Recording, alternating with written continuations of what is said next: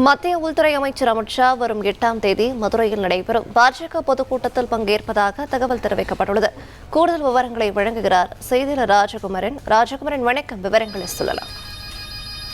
உள்துறை அமைச்சர் அமித் ஷா ஒருநாள் பயணமாக வரும் ஞாயிற்றுக்கிழமை 8ஆம் தேதி தமிழகம் வருகின்றார். மதுரையில் நடைபெறக்கூடிய கட்சி சார்ந்த நிகழ்ச்சிகளில் உள்துறை அமைச்சர் வரும் 8ஆம் தேதி பங்கேற்க இருக்கின்றார். அதன்படி மதுரையிலே பாஜகவின் பொதுக்கூட்டம் நடைபெற இருக்கின்றது.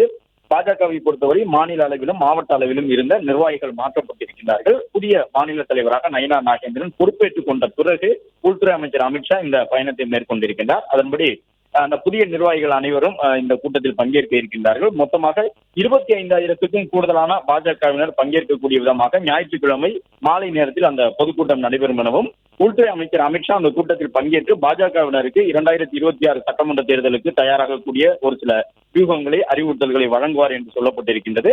அது மட்டுமல்லாமல் ஞாயிற்றுக்கிழமை காலையில் தனியார் நட்சத்திர விடுதியிலே முக்கிய நிர்வாகிகள் மட்டும் பங்கேற்கக்கூடிய ஒரு ஆலோசனை கூட்டம் நடைபெறுகின்றது. அந்த கூட்டத்திலே பாஜகவின் மாநில மையக்குழுவில் உறுப்பினராக இருக்கக்கூடியவர்கள் உட்பட அந்த மாநில அளவிலான முக்கிய நிர்வாகிகளுக்கு மட்டும் அழைப்பு விடுக்கப்பட்டிருக்கின்றது.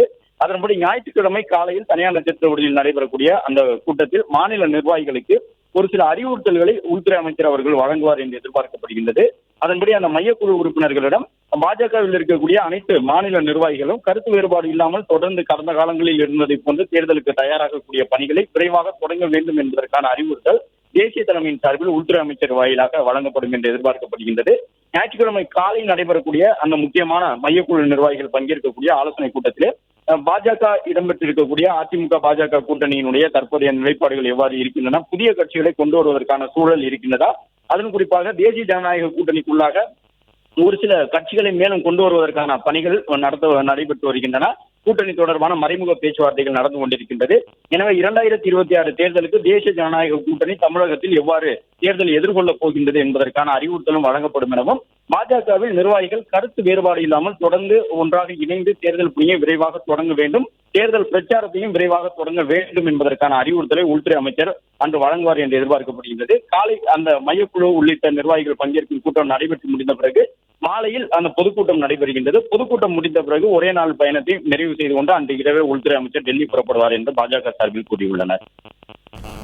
பிளே ஸ்டோர் மற்றும் ஆப் ஸ்டோரில் இருந்து பாலிமர் செயலியை QR கோடு மூலம் பதிவிறக்கம் செய்யுங்கள்.